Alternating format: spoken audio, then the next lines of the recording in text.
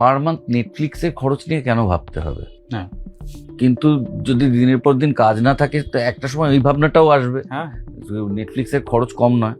না অনেকটাই কম। এইটুকুনি অ্যাসিওরেন্স আমাদের ইন্ডাস্ট্রি দিতে পারছে না কেন? এটা কি মনে হয় তোদের? এটা তো তোমার বলা উচিত, আরে আমিও জানি না, তাহলে আমারও চিরদিনের পর আমি আর তারপর যে খুব বেশি ফলো আপ ছবি পেয়েছি তা তো নয়। তো তাও তোমার একটা স্টেডি গ্রাফ ছিল, মানে দেখো হ্যাঁ হ্যাঁ, আমার চিরদিনই সময়টা তখন ওই সময় একটা ছবি করে অনেক কিছু বদলে যেত। হ্যাঁ, আর ওইটা হিরো হিরোইন কেন্দ্রিক ছবি, একদমই তাই, ওটা কমার্শিয়াল লঞ্চ হ্যাঁ, আমাদের, একদম ওটা আলাদা, তোদের বিষয়টা আলাদা। আর তখন মানে দেখো তুমি চিরদিনীতে মানে অবভিয়াসলি মানে তুমি আর যদি ওই সময় সিঙ্গেল স্ক্রিন অনেক বেশি, সিনেমার একদমই দর্শক অনেক বেশি, গ্রামের দিকে এত হই হই রই রই। তখন স্টার জলসা আসেনি, হ্যাঁ, তখন শুধু জি, হ্যাঁ, ইভেন সিঙ্গেল স্ক্রিন ভয় হওয়ার বন্ধও মানে বন্ধ হওয়ার সাংঘাতিক। ভয়ও ছিল না। কোনো ভয় ছিল না।